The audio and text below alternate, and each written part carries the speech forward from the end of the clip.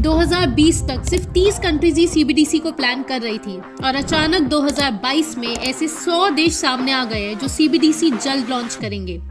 Sweden has come out testing the e-krona central digital bank currency that Nigeria's digital currency is now legal tender. Now, in a bid to go completely cashless, India is working towards introducing what is known as digital currency. इतनी हबर तबर में एक साथ क्यों दुनिया के करीब 100 देश डिजिटल करेंसी या कहे सीबीडीसी लॉन्च कर रहे हैं? इसके पीछे एक बहुत ही बड़ी मिस्ट्री छुपी है जिसने सारे देशों की सरकारों को मजबूर कर दिया है बैंक ऑफ इंटरनेशनल सेटलमेंट या कहे BIS की बनाई हुई गाइडलाइंस को बिना सोचे समझे अपने देशों पर थोपने पर, जिस वजह से दुनिया के सभी एक्सपर्ट्स, पार्लियामेंटेरियंस एक्सट्रीमली कंसर्न्ड हो चुके हैं। सीबीडीसी क्या है, कैसे यूज किया जाएगा, A to Z complete details इस वीडियो में हम जानेंगे। बहुत ही सिंपल लैंग्वेज में टोटल 5 पॉइंट्स आपके लिए कंपाइल किए गए हैं। पहला पॉइंट, सीबीडीसी या कहे डिजिटल रूपी ये एग्जैक्टली सेम है आपके कागज के नोट जैसा। Exact same rules and regulations, exact same denominations जैसे नोट की होती है। ₹1 का नोट, ₹2, ₹5, ₹10 का नोट, ₹20, ₹50 एक्सेट्रा।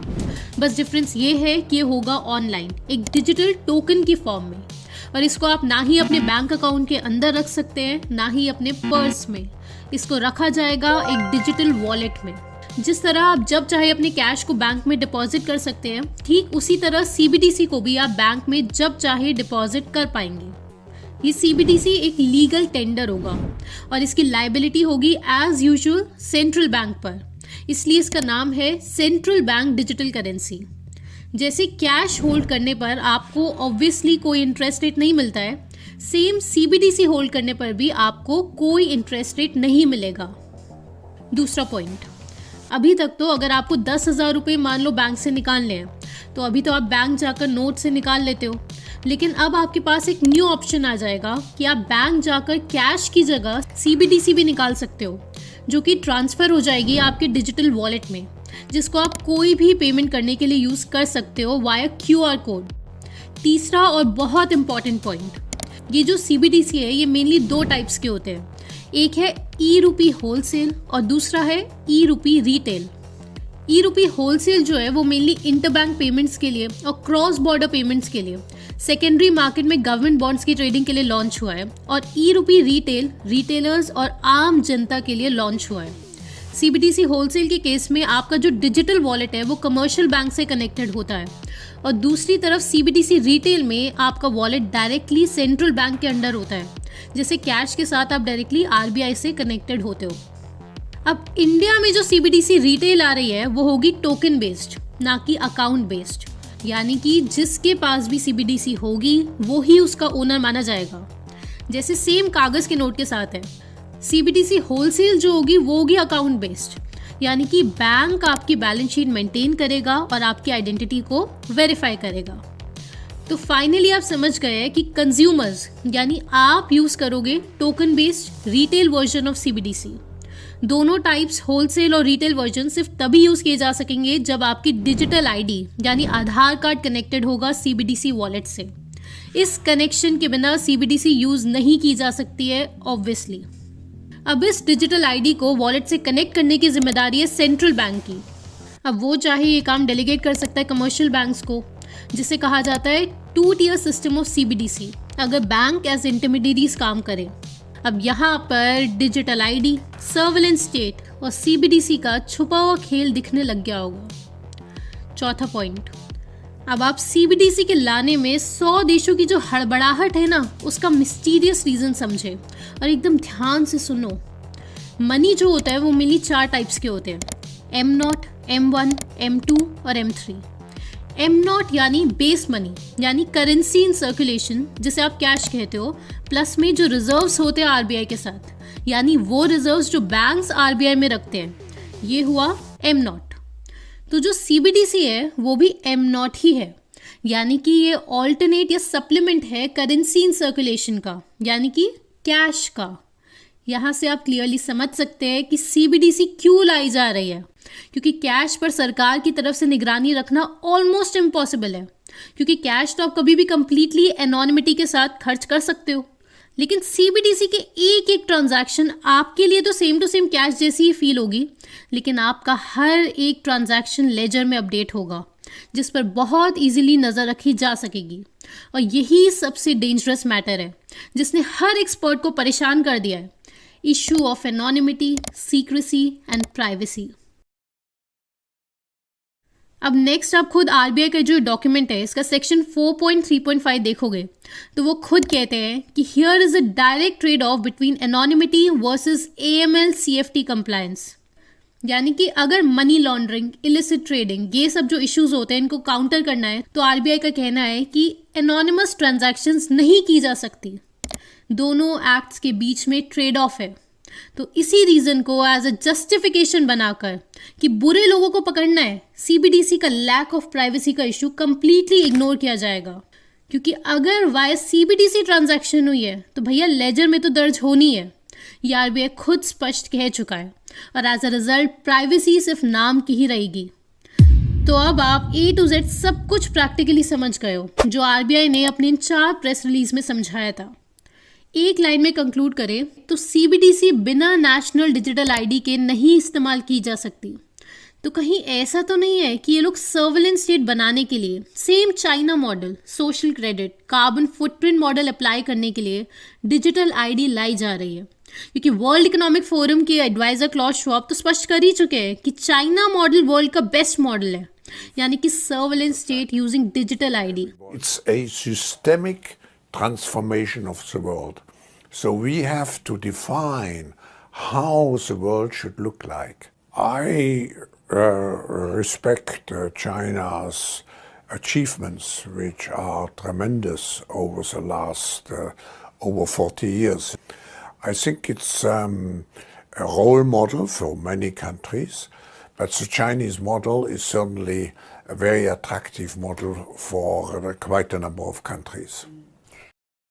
और इंडिया के former prime minister Manmohan Singh ने अपनी इस report digital money and central banks balance sheet जो IMF के लिए प्रिपेयर की गई थी, इसमें उन्होंने स्मार्ट सीबीडीसी का भी जिक्र ऑलरेडी किया हुआ है। तो सोशल क्रेडिट या फिर सीबीडीसी वाउचर्स कोई दूर की बात नहीं है, ये आपको समझना है। टर्की ऑलरेडी सीबीडीसी को डिजिटल आईडी से लिंक कर चुका है। अब देखते हैं कि ये जो इंटरनेशनल ऑर्गेनाइजेशंस है, BIS, world bank, IMF, world Economic forum, ये किस तर्क का इस्तेमाल करके ये सीबीडीसी लाना चाहते हैं। तो हमारी टीम ने ये सारे डॉक्यूमेंट्स वर्ड बाय वर्ड पढ़े। तो टोटल मिला के 6 पॉइंट्स आपके लिए कंपाइल किए गए हैं। पहला जो तर्क वो देते हैं वो है reduction in operational cost involved in physical cash management. Financial year 2021 में करीब 5,000 करोड़ का खर्चा आया था मनी प्रिंटिंग में, तो अब ये सेव हो जाएगा। और आप समझो ये कोई बहुत बड़ा अमाउंट नहीं होता। दूसरा बेनिफिट जो वो बताते हैं वो है फाइनेंशियल इंक्लूजन। तीसरा है फास्टर क्रॉस बॉर्डर पेमेंट्स। और चौथा वर्ड दिया जाता है रेजिलियंस। पांचवा रीज़न जो वो बोलते हैं कि लोग अपना मनी बैंक से निकालकर स्टेबल कॉइन्स और क्रिप्टो करेंसीज में लगा रहे हैं, जिस पर सेंट्रल बैंक का कोई कंट्रोल नहीं है। और छठा जो रीज़न वो देते हैं वो है एफिशिएंसी। और ये सारे डॉक्यूमेंट्स पढ़ने की ज़रूरत भी नहीं है आपको। यही सेम कॉपी पेस्टेड रीजंस तो दुनिया के हर डिसीजन के पीछे होते हैं जो World Economic Forum, World Bank थोपते हैं। और यही IAS और नेताओं और पब्लिक के दिमाग में भरने की कोशिश की जाती है वाया न्यूज़ चैनल्स।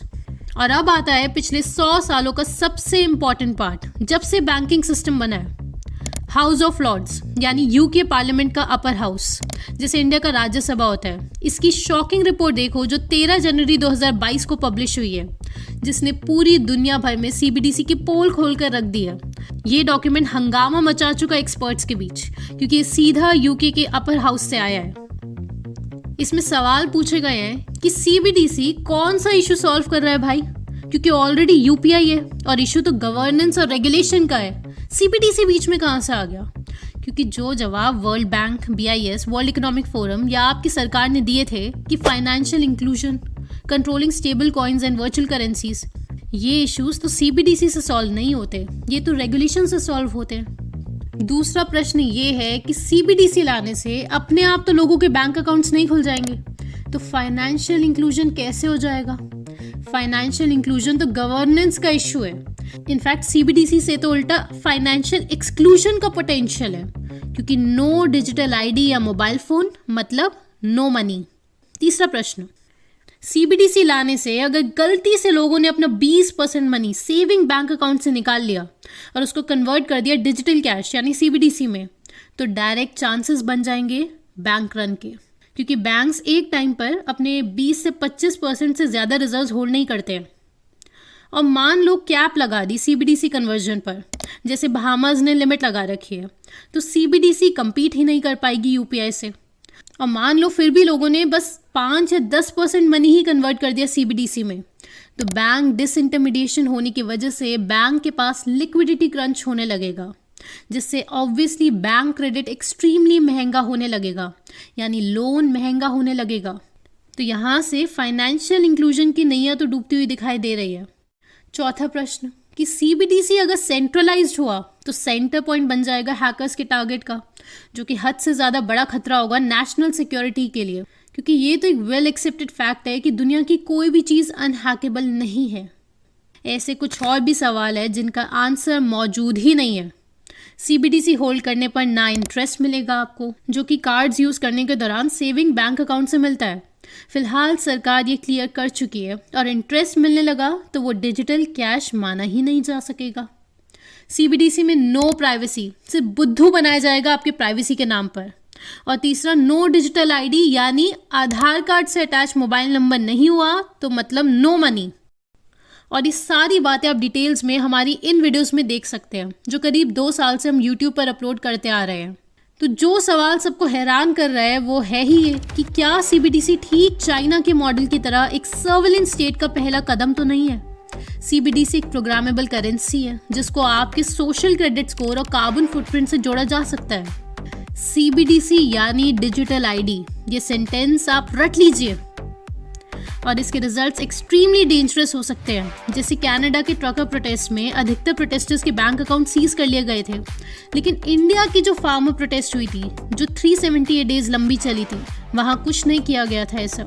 लेकिन सीबीडीसी लाने के बाद बहुत ही ईजिली आपका सोशल क्रेडिट, जो कि किसी भी प्रोटेस्ट में पार्ट लेने की वजह से ऑब्वियसली रिड्यूस कर दिया जाएगा, उससे सीबीडीसी को लिंक किया जा सकेगा। लास्ट टाइम जैसे वैक्सीन्स ना लेने पर दुनिया भर में एक्सट्रीम डिस्क्रिमिनेशन की गई थी, नो वैक्सीन नो रेशन, तो सेम फ्यूचर में किसी भी चीज़ को फोर्सफुली थोपना बहुत ही ईजी हो जाएगा। सीबीडीसी आते ही ये पावर्स गवर्नमेंट के पास आ जाएंगी। और अब आप मेरे नेक्स्ट 2 वाक्य ध्यान से सुनिए। पहली चीज़, अगर आप इंटरनेशनल प्लान्स और ग्रेट रीसेट समझते हैं और वर्ल्ड इकोनॉमिक फोरम क्या कर रहा है वो आपको समझ आने लगा है और उसकी थोड़ी भी जानकारी रखते हैं, तो आपको बस स्क्रीन लिखकर KREEN ये लिखकर इस नंबर पर व्हाट्सएप करना है, जिसके बाद आप शॉर्टलिस्ट हो जाते हो और आपको टीम लाइफस्टाइल की लाइव ट्रेनिंग अटेंड करने के लिए फॉर्म दिया जाता है, जिसमें आपको बेहद ज़रूरी रिसर्च समझाई जाती है, और जो इसका सोल्यूशन है IMPH, उसका पार्ट 1 आपको समझाया जाता है। दूसरी ज़रूरी बात, बहुत सारे लोग पिछले 1.5 साल से हर महीने रेगुलर वेबिनार्स अटेंड कर रहे हैं, जिससे एक बड़ा ग्रुप बन चुका है आज, जिनके बहुत स्ट्रॉन्ग बेसिक्स हो चुके हैं और बहुत डीप नॉलेज हो चुकी है इन सारे एजेंडास की कि वर्ल्ड एलीट्स ह्यूमन सिविलाइजेशन को किस दिशा में ले जा रहे हैं। वर्ल्ड इकोनॉमिक फोरम जिस स्पीड से फैल रहा है, हमें भी उतनी ही स्पीड से IMPH सोल्यूशन की तरफ बढ़ना है। आप जल्द ही ट्रेनिंग अटेंड करें और सोल्यूशन का हिस्सा बने, और आप लॉन्ग टर्म ट्रेनिंग अटेंड करें, क्योंकि तभी वो सोल्यूशन प्रैक्टिकल है। तो नेक्स्ट वीडियो में जल्द मिलते हैं, और तब तक आप ये वीडियो ज़रूर देखें ताकि आप और गहराई से सारा गेम प्लान समझ सकें।